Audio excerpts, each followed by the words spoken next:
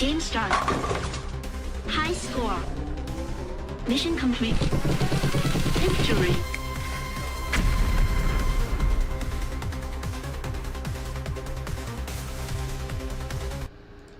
What's up, everybody? It's Doc Fortune, playing some more Risk of Rain. I had some trouble with the streams last week, and then I started working a third shift job, and it just wore me out. So I haven't really been in good shape for playing, but I'm finding myself here on this day with about an hour to kill, so we're going to do a little bit of Risk of Rain 2. And we're not going for anything in particular. We have a lot of our challenges unlocked already. So let's see if I can pull them up. No, I deleted the challenges because we completed most of them. So we still have a few things we need to do. We need to beat the game on a loop. We need to loop the game once, which means we get to the final teleporter, and then instead of going to the boss, we choose to go back to the start and play through till stage 8. That will give us an option to open a celestial portal, and then you can go to the obelisk and obliterate yourself, and that will help us unlock Mercenary. That's the last character that we need to have all the survivors. Excluding the DLC, I don't have any of the DLC yet, but after I unlock Mercenary, I'll probably go ahead and buy it just so you have some new challenges, some new levels, some new characters to unlock and all that stuff. For the time being, we're going to run a bandit game on Monsoon, and we're just going to see what happens, because I have yet to beat the game on Monsoon. It's not that I don't think it's possible, it's just that I haven't necessarily tried. We were always mainly trying to do challenges and unlock secrets and new characters, and so for the most part the aim hasn't specifically been to beat the game on Monsoon, so I kind of slacked behind that a little bit. Before I started streaming, I was just basically playing this game on Eclipse only because I had beaten the game on the normal difficulty and I felt like I needed a challenge, so Eclipse puts it on Monsoon difficulty by default, and then on top of that, it gives you a penalty, like a little extra challenge. I think mine was, for the first level, it starts you at minus 50% health, and then each time you beat the game on Eclipse, it gives you a new difficulty modifier, and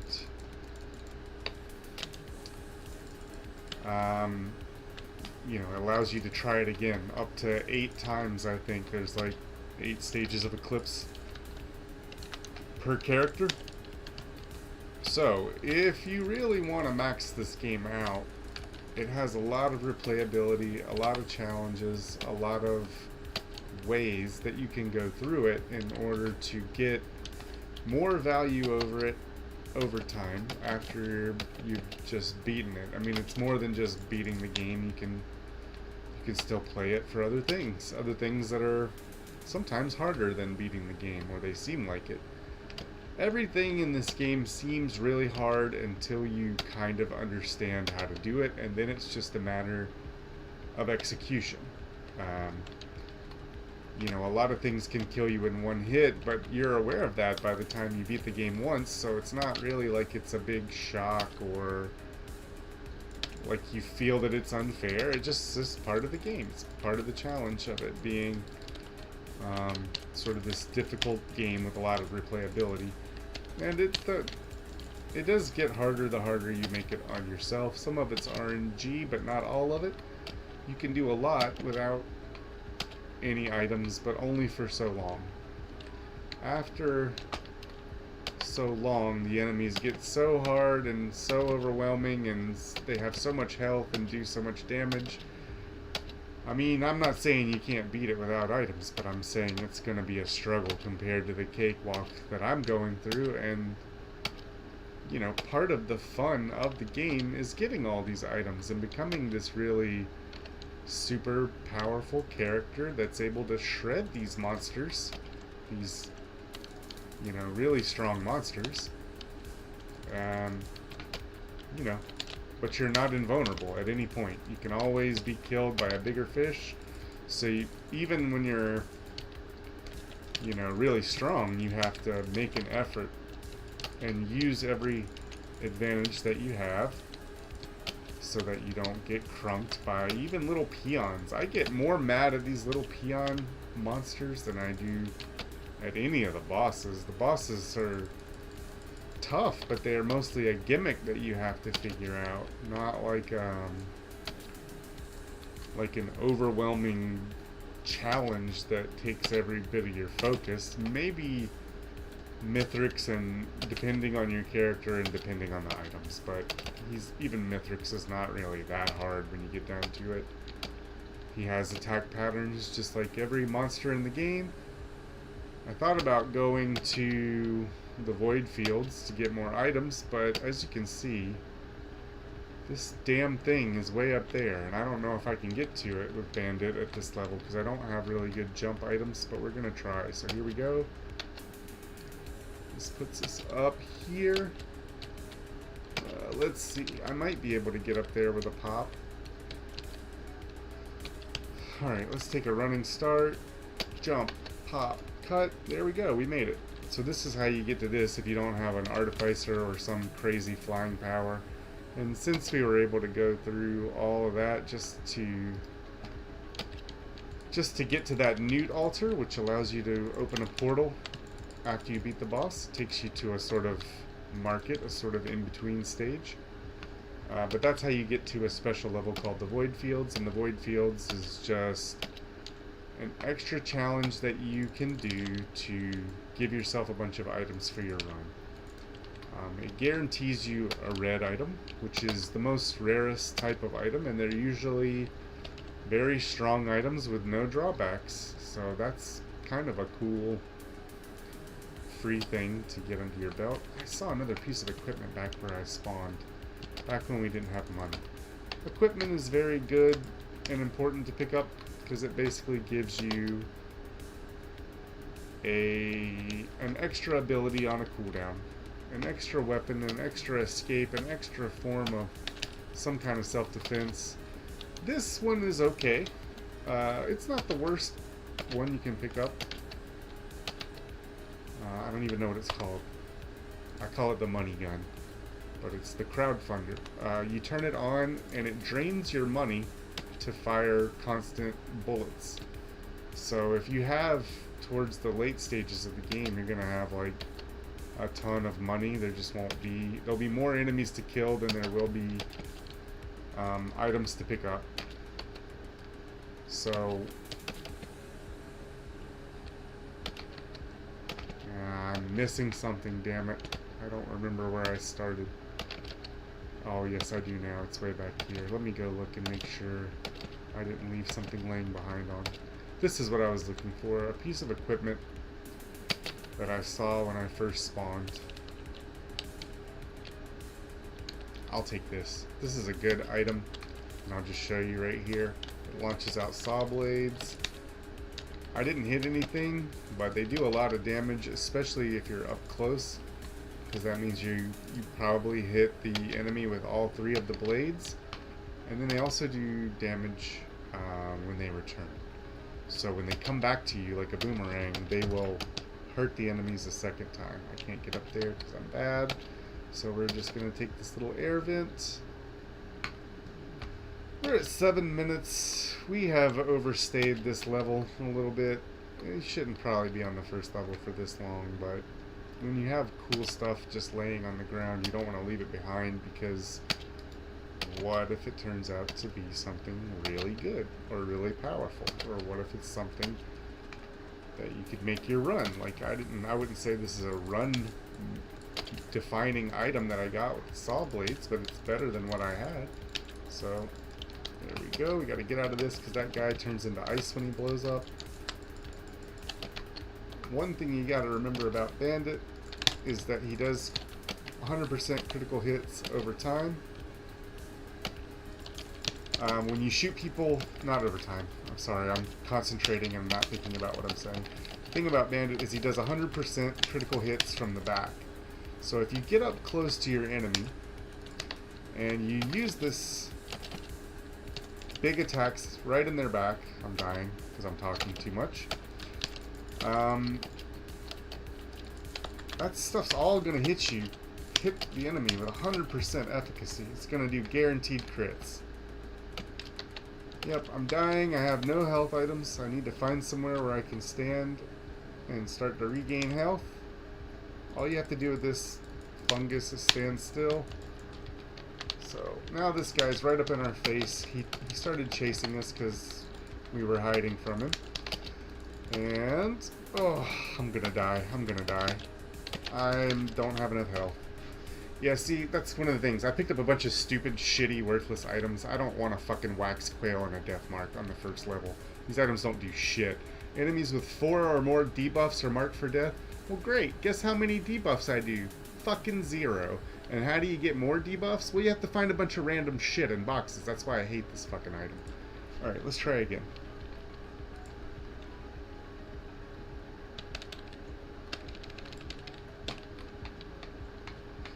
We weren't playing great, but we weren't doing bad either. We had no movement and no healing, which is the two...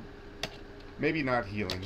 You know, maybe you could make this case that you can play glass cannon and you can be super fast and deal a lot of damage, and if you just get good noob, then you can beat everything. But usually I found you need a mix of defense and offensive items, with the most important items being items that give you move speed. Because move speed is the best defensive item. Not getting hit by anything at all is better than getting hit by something and mitigating it. And move speed has the double added benefit of keeping you alive and helping you explore the level in a more timely manner so that you find more shit without running around like a snail the whole time. And that's pretty much my experience. The last 3 times I've played this game have been off stream just because I was tired and bored and pissed off at some nonsense that comes with being tired and bored. And I got no move speed items. For like 3 runs, I was just this fucking slug walking around trying my damnedest to not die, and that's a really unfun way to play this game. So try to get move speed items. It's all random. It's not really up to you. This one we move fast out of combat, so that's kind of cool. It's not the best, but it's something. And something is better than nothing. See, we get a little sonic boom that comes out of us after we're out of combat.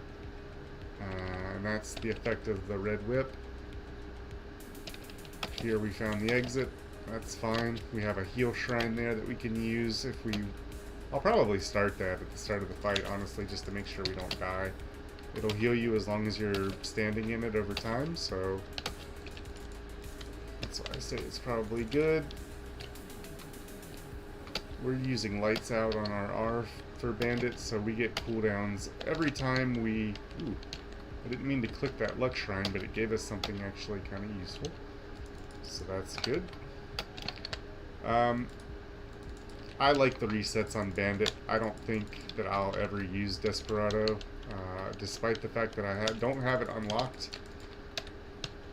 I'm not in a rush to do it.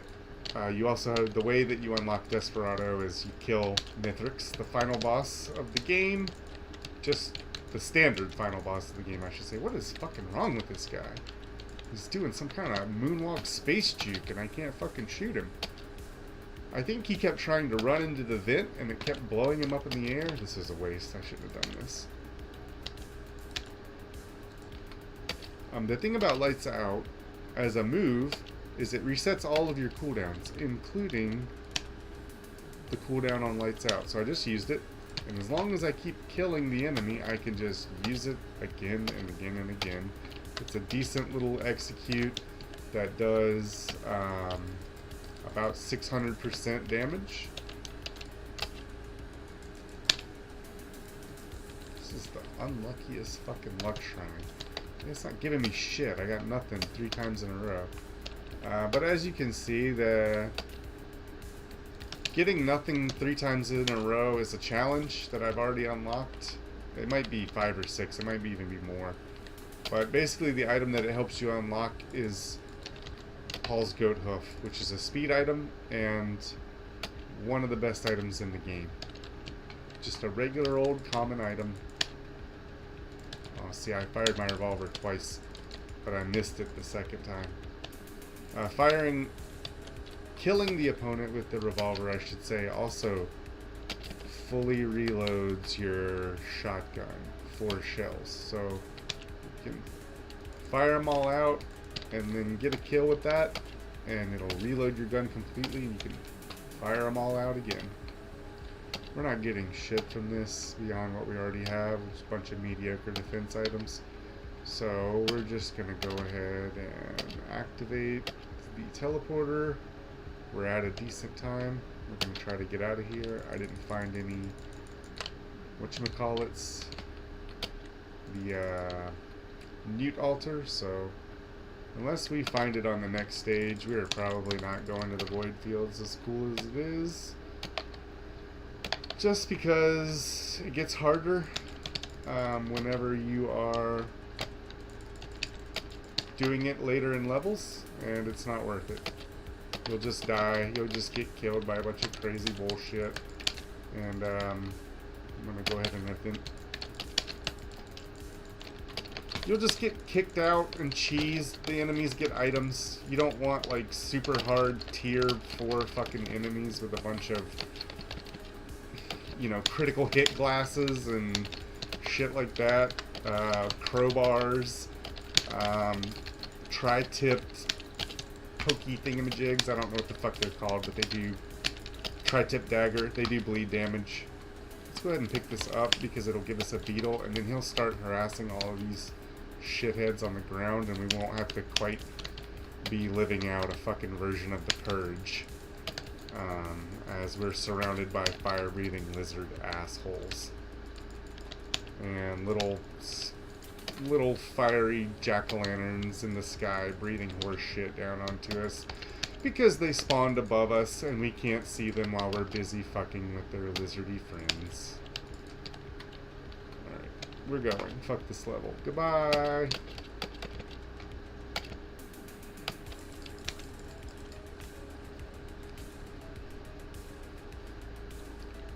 Alright, I hate this level. It's ugly and it's hard to navigate, and it doesn't have that much shit on it that's worth getting most of the time, I found.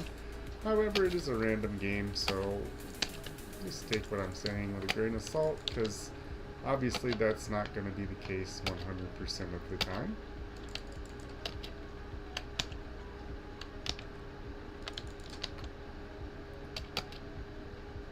Just farming up some dudes so I can buy some Christmas presents. You know how it is. You gotta murder people to take their money, or else you're never gonna be able to save Christmas, and that's just gonna be embarrassing for your whole family. Your children will know that you don't love them if you don't buy them presents. So that's the whole point of Risk of Rain. You just have to make sure to show your love through material gains like red whips, tougher times teddy bears, crowbars, topaz brooches, stun grenades, and of course the Queen's Gland, which allows you to have a My Beetle Buddy, the best beetle friend that Hasbro ever made. I'm gonna double check up here and make sure there's not a Newt altar. Sometimes there's one hiding behind this rock, but as you can see this time it's a stupid 50% health thing that gives you money for sacrificing your blood and health to it. I don't need or want money that badly, so I never use those things. Perhaps I'm missing out on some secret strategy, but if I were a gambling man, I would wager not. We'll take this. We don't really have any healing yet, and this will give us a minute amount of healing. Whenever we take damage, we'll get a little band-aid immediately from the med kit. I feel like I'm missing something that I walked past already, but while we loop around and look for it, I'm just going to pick up everything that I see. Another wax quail. Wax quail is okay. I used to hate this item because I thought it sucked balls. It's just okay. It does give you a little bit of mobility if you don't have anything else, and it can make jumping up a hill really fast because the skipping motion of it just gives you more speed. I'm shooting this guy because I thought he was an enemy, but he's actually my own guy. Don't worry, if you do that, there's no friendly fire, at least not on your minions, so you don't have to worry about that. I can imagine this game would be a nightmare if it did have friendly fire, and you know, maybe there's a mod or something you can turn on for a fun challenge. Not me. I'm not doing none of that shit. This game's already hard enough for me as it is, and you'll see me die a lot if you watch us play. You know, I did manage to unlock a lot of cool secrets that I'd never bothered with before on our previous streams, if you want to go check some of that out and see kind of the trials and tribulations and struggles of trying to achieve that. But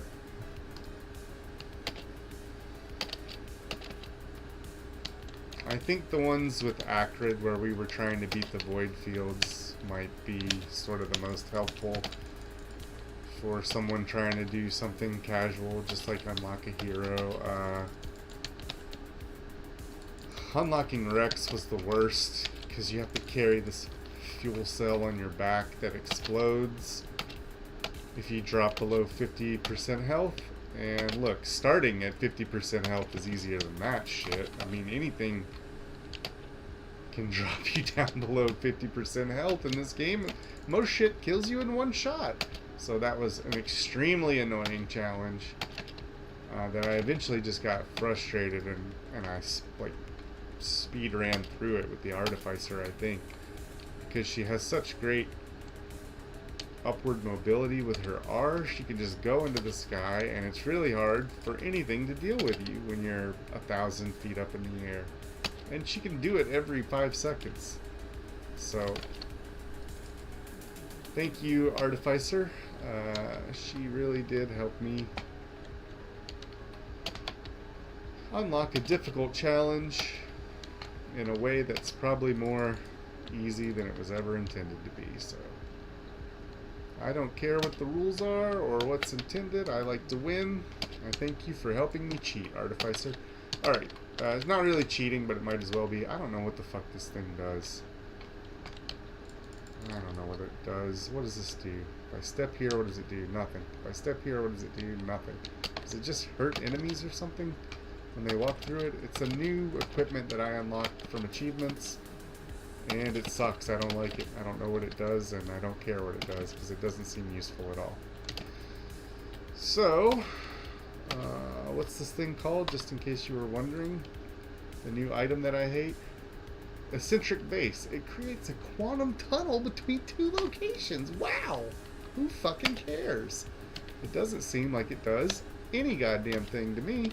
So, it's just taking up a slot that otherwise could be held by something useful.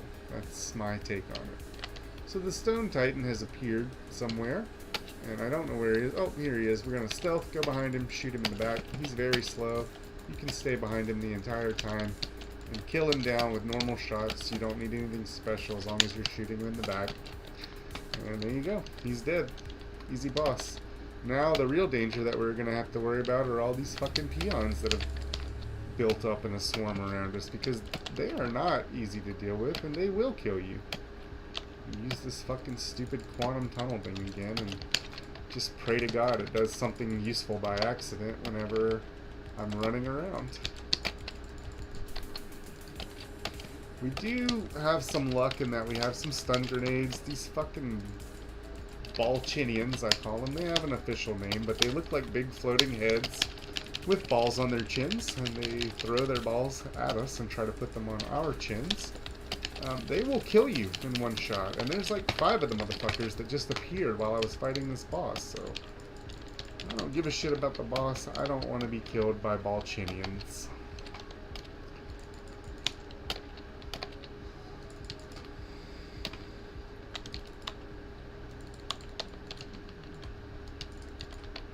Man, this item's so good. This equipment. Look at it. Look at what it's doing. All this cool shit. The enemies are completely ignoring it. It's not affecting them. It's not helping me in any way. It's not hurting them in any way. I'm in awe of it.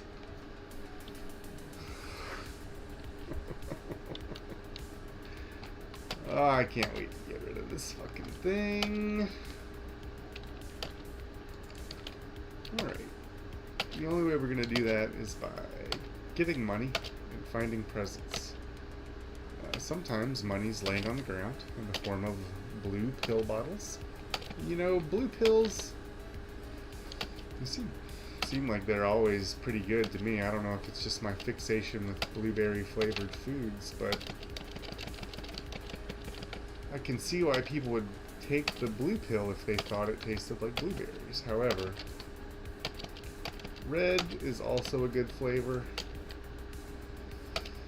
Not a fruit, not a specific taste, but red in general. The fake taste, red.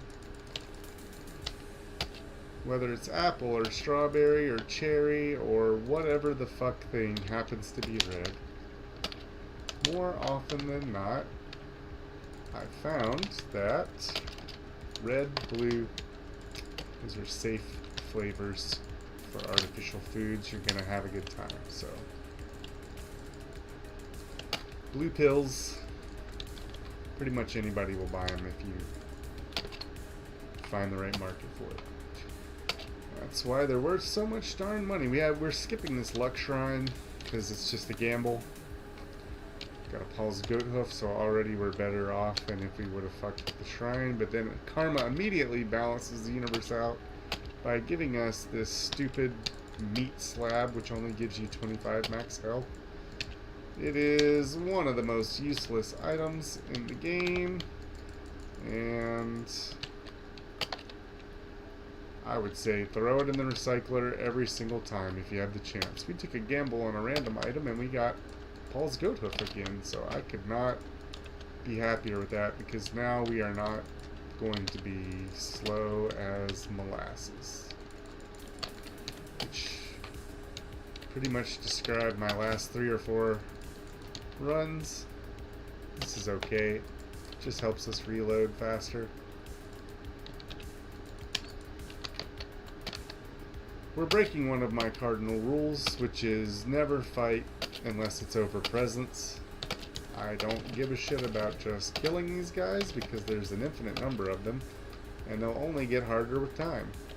So I need to make sure that I'm using my time effectively by getting presents.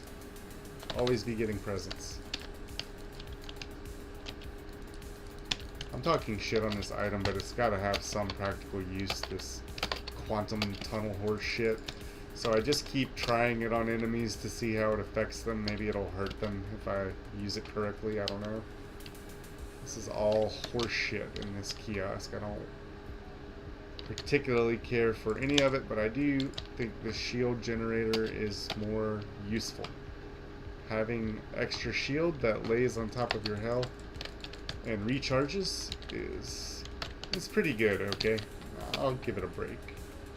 If I gotta get a health item, I'll pick this regenerating shield over a lot of the worse ones, like the bustling fungus, which requires you to stand still like a sitting duck for it to even be useful at all.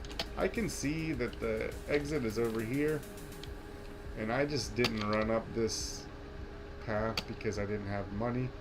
So we're gonna go up top and make sure we didn't miss anything before we loop around to the exit.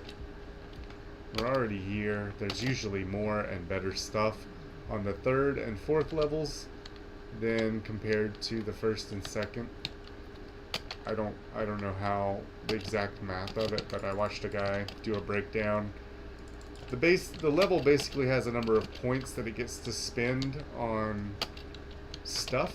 So that means things you can activate, items that you can find, and it spends those points randomly to generate the crap that's on the levels. And from the way this guy showed it, it seems like there's more stuff on the 3rd and 4th levels, and sometimes better stuff, so that it's always worthwhile. If you're gonna speed through a level, speed through the 1st and 2nd, but make sure you fully loot the third and fourth. I'm just repeating shit that I've heard, by the way. I don't know this is the case. But people who have played the game longer, who are smarter and better at it than I am, this is what they have to say. So, take it with a grain of salt, but test it for yourself and try it out. That's essentially all I'm doing too, is just trying it out to see if it improves my runs or how I play or any of the cool stuff like that. Got something here I need to try and buy. It's the exact same fucking item as the one that I already have, so that's pretty hilarious and annoying. Hilarious for you guys, annoying for me. Just horse shit I don't want to pick up. Thanks for nothing. I don't particularly like this boss. He teleports, which makes him hard to target with things that charge up. He does very strong melee damage, which makes it hard to get close to him, which is primarily what I want to be doing with Bandit in order to get my attacks off. And he does bleed damage. He fucking appears right on top of you. He sucks. I hate him. He's not fun to fight. He's not as much of an annoyance to me as the fucking jellyfish boss, who I hate more than anything, but he's a close second. I'd probably be dead already if I didn't have this cool beetle helping me, so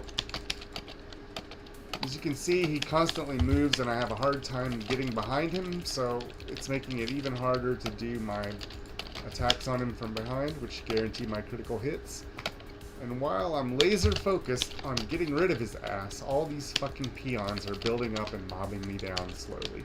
So this is the game loop, just it only gets worse. If you don't like it yet, quit playing, because it's only gonna get harder. All these shitheads are just bombing me from every direction. I need to start using my revolver to wipe them out, because they do on death effects as well. They're exploding, as you can see. This guy is a fucking constant menace and just shooting me with shit that'll kill me in one hit. So I need to get rid of him. I'm gonna take my item and get the fuck out of here.